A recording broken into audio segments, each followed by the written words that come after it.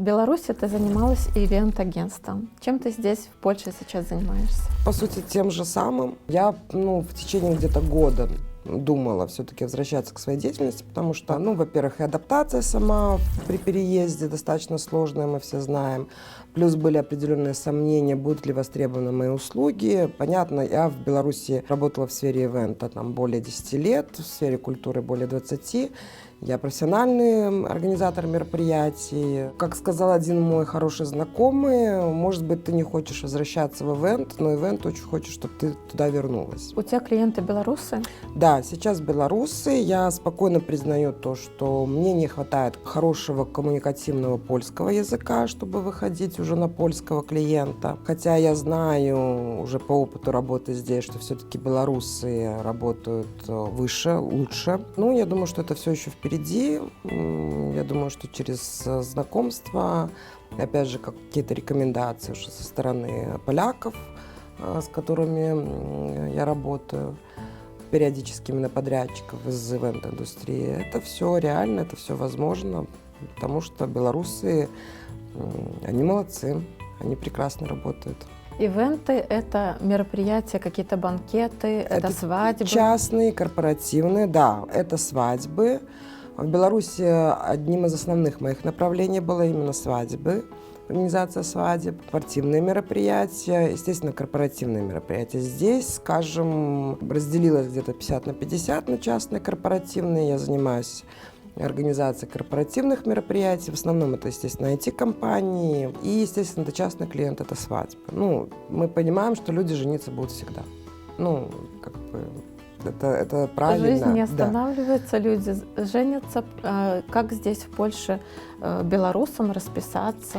На самом деле не все так сложно. Естественно, есть моменты с польской бюрократией определенные. Вы можете обратиться в любой ужонт стану цивильного.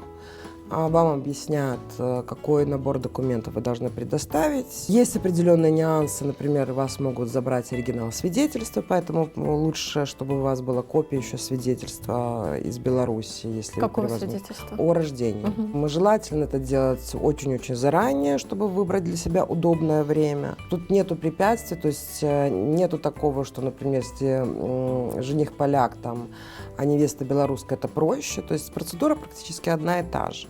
Просто ее надо пройти, возможно, посоветоваться с кем-то, но проще действительно прийти в ужонт-стану цивильного и там узнать все вопросы. Вот у нас это привычная какая-то церемония в ЗАГСе. Как здесь это происходит? Здесь тоже достаточно стандартная церемония, по правилам польского государства.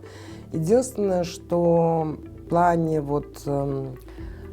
душевности, красоты, подхода к проведению церемонии, здесь все намного красивее.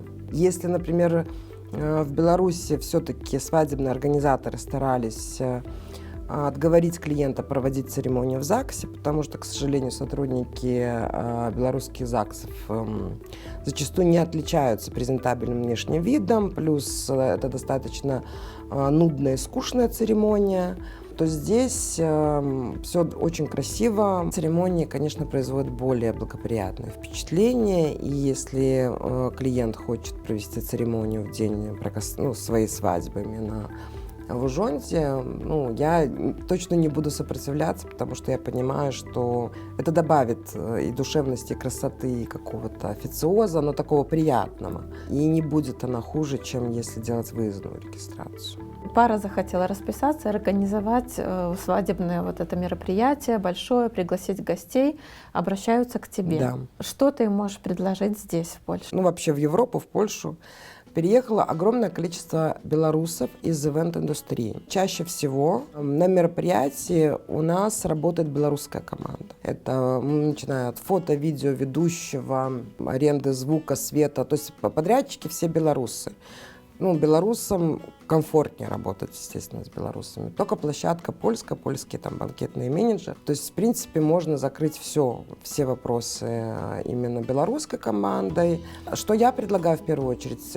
Полный пакет от и до. От сбора команды, выбора площадки, ведения бюджета, что немаловажно, составление плана подготовки и, понятно, координация на самом мероприятии. Вот это. Ну, давай по деньгам. Сколько вот стоит организовать мероприятие? То есть твоя стоимость твоей работы и подрядчиков, я не знаю, аренда зала. Ну, давай, наверное, так, Ведущий. вот прям по пунктам расписать достаточно трудоемко. Ну, может, от и до, От и чтобы до. люди понимали. Да. Я люблю приводить примеры. Если мы говорим про свадьбу, например, средний бюджет свадьбы там в районе до 50 человек, потому что банкет достаточно много может. 50 человек и 100, банкет — это большая разница. Средний бюджет, например, в Беларуси такой свадьбы там доходил от 10 до 15 тысяч $. Мы говорим про полный пакет, когда у невесты сборы в отеле, когда это полностью хорошее фото-видео, музыкальная группа, то есть все вот.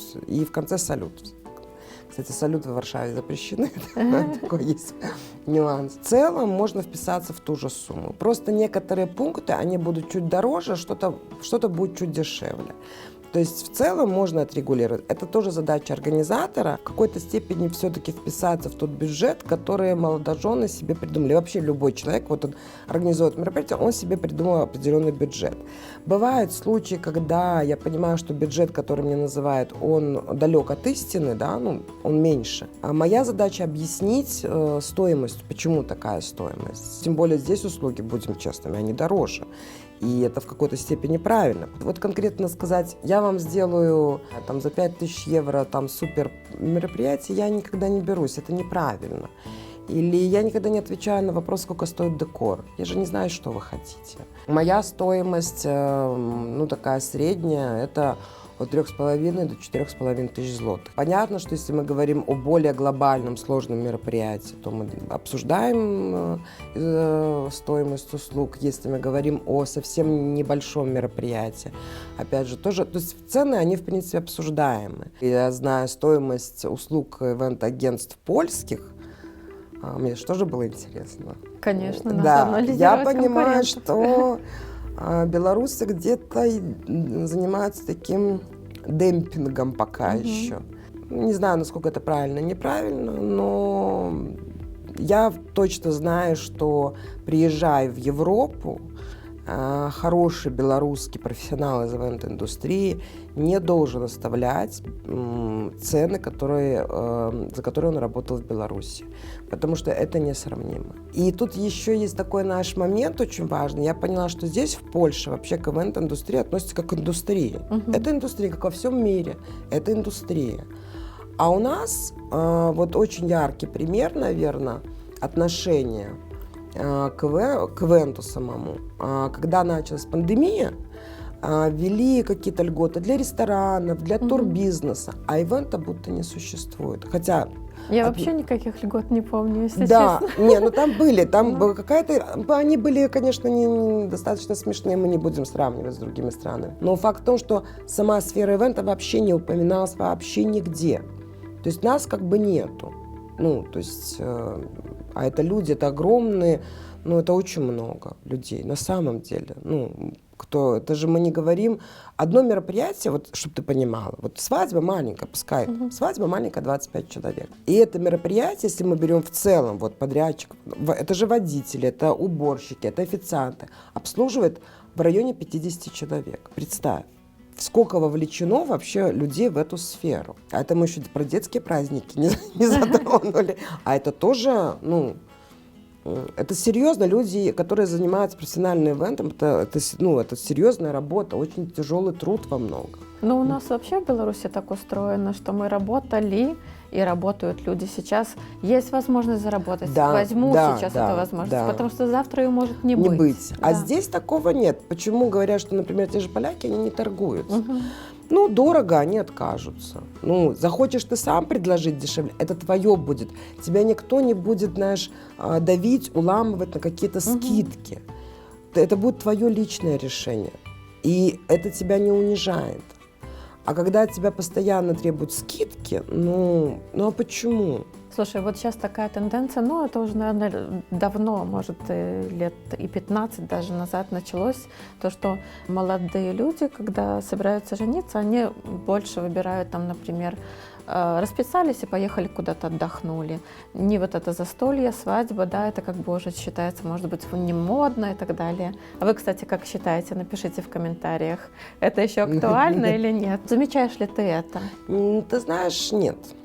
Есть, да, но это все-таки, знаешь, вот я скажу честно, свадьба – это все-таки какой-то консенсус между старшим и младшим поколением. Плюс это праздник семьи, и он должен остаться у тебя, ну, не знаю, на фото, на видео, в твоей душе, сердце. А праздники надо праздновать. Надо получать от этого удовольствие. Это личный, конечно, выбор, там, расписаться, поехать, и это тоже этот выбор надо уважать. Все равно люди, они пускай делают небольшие свадьбы. Вот там последние лет 5 точно была такая тенденция.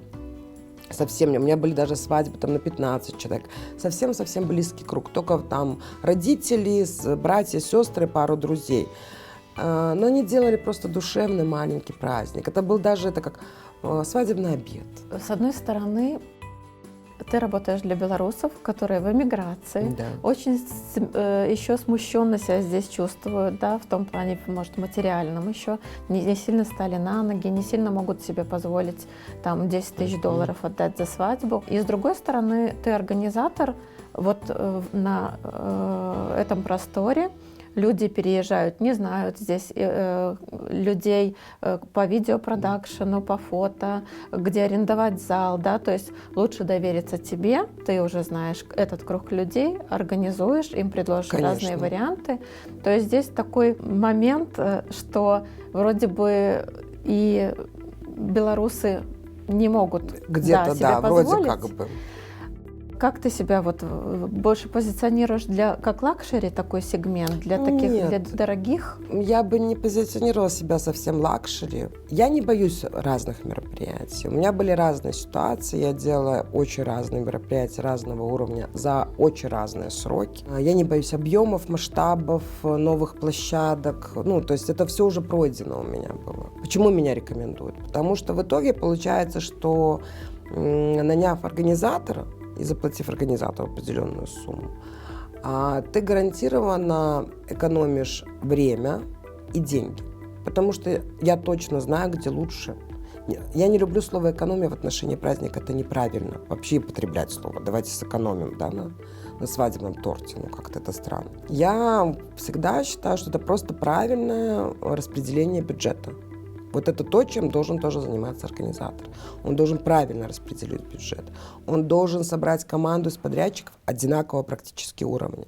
Потому что, сделав шикарнейший декор и пригласив фотографа очень низкого уровня, ты этот декор запомнишь только в своей голове. Ну, то есть это все должно быть очень гармонично. Команда должна быть гармоничная. Вот что бы ни было, организатор знает лучше. Хороший профессиональный организатор, он знает лучше, как сделать. Я знаю четко, от чего надо отговорить клиента, убедить не делать. Знаю четко, в чем надо убедить, что это надо делать. И никогда у меня такого не было, чтобы там клиенты пожалели о том, что я там в чем-то убедила. Бывало, что я там убеждала, нет, вот давайте все-таки сделаем сборы в отеле. И при этом вы заселитесь накануне. И потом я слышала, когда я приезжала в свадебный день уже на сборы невесты, и когда мне и жених, и невеста говорили: ты оказалась права, потому что, проснувшись утром, вот в отеле, в красивом месте, у нас уже начался праздник. Ну вот раз о площадках начали говорить, в Польше, ты сказала, уже много красивых, классных площадок. На что нужно обратить внимание, когда выбираешь площадку для свадьбы, например? Очень внимательно читать оферты. В Беларуси было часто так, там что-то открывалось, или ты там хотел посмотреть, ты мог поехать на площадку, прямо на месте обсудить что-то с банкетным менеджером, узнать цены. Здесь такого нет. Даже если ты приедешь, скажешь: здравствуйте, я там организатор, хотела бы провести мероприятие, скажут: прекрасно, вот вам визиточка, пишите на почту. И переписки, ну, у меня действительно очень огромные. Особенно, когда готовятся мероприятия, они прям там по 100 листов. Это удобно. Во-первых, информация вся сохраняется. Ты не можешь, никто ее, ни одна сторона не может удалить. При конфликтных ситуациях, я знаю точно, даже в некоторых договорах бывает, оказывается, что переписка по электронной почте является доказательством. Я думаю, многие уже обратили внимание, что в принципе услуги и товары многие указываются в нетто. То есть надо добавлять еще ваты, причем ваты могут быть разные. Важный нюанс, который я тоже всегда, как бы и клиентам рассказываю, и вообще это надо знать здесь. На большинстве польских площадок ты не имеешь права привозить свой алкоголь. Это то, к чему мы привыкли в Беларуси. Это официально запрещено. Закупка алкоголя должна быть только от площадки. На самом деле так нельзя делать и в Беларуси. Но мы понимаем, что в белорусских реалиях просто рестораны шли навстречу. Здесь себе навстречу не пойдут. Во многих вещах поляки очень четко следуют букве закона. И они не позволят. А накрутка на алкоголь достаточно большая. Но при этом все равно, когда ты считаешь банкет, еду с алкоголем, с их open-баром, то стоимость, скажем, с хорошего ресторана белорусского.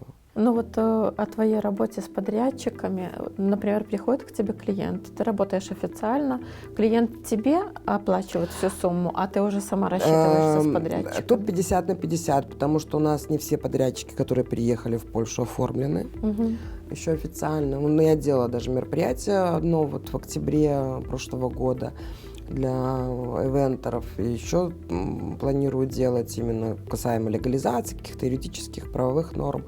Но в основном все все-таки открывают либо ИП, либо работают через хабы, как удобно клиенту. Но опять же, это финансовые тоже моменты, которые просто вот этот организатор должен сесть и посчитать, как клиенту выгодно. Белорусы, когда переезжают в Польшу, боятся работать только на белорусского клиента, потому что, и белорусов не так много, будет не хватать.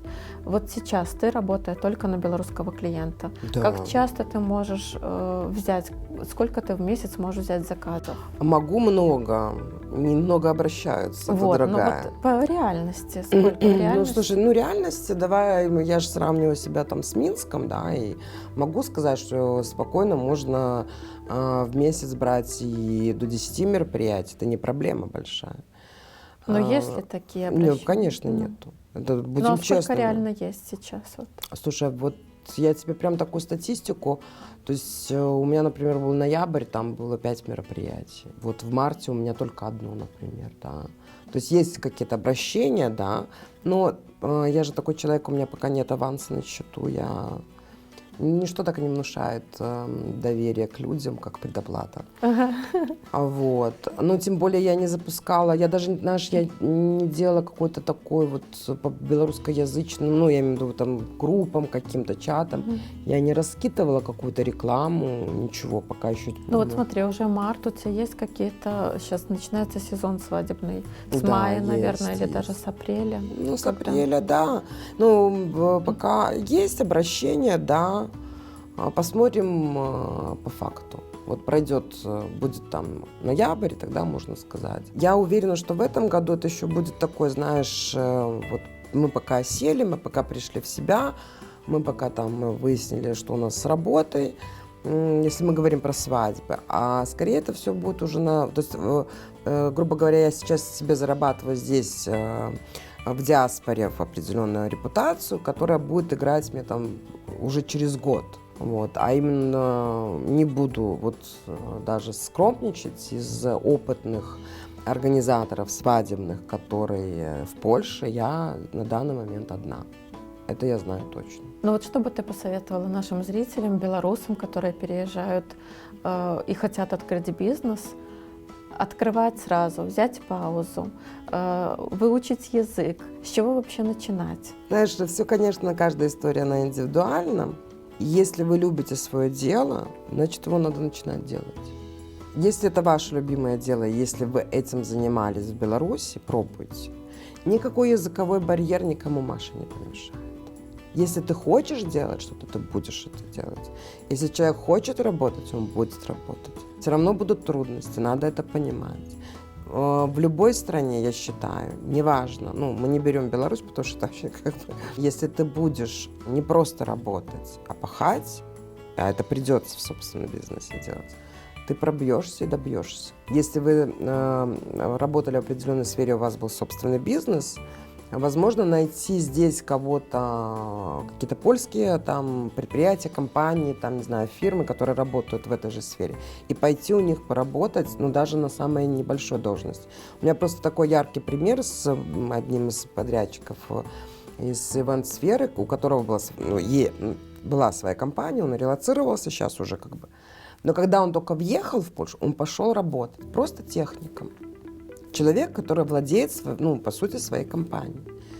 Но для него это было важно, прочувствовать польский рынок, не переставать учиться, не переставать эти возможности искать. Здесь большая белорусская диаспора. Ты всегда получишь какую-то моральную поддержку, что тоже очень важно, я считаю. Спасибо, Люба. Спасибо тебе большое. Я желаю развития твоему делу, чтобы все процветало. Спасибо большое. Была очень Побольше рада. белорусских клиентов Да, и да. польских. И польских, да.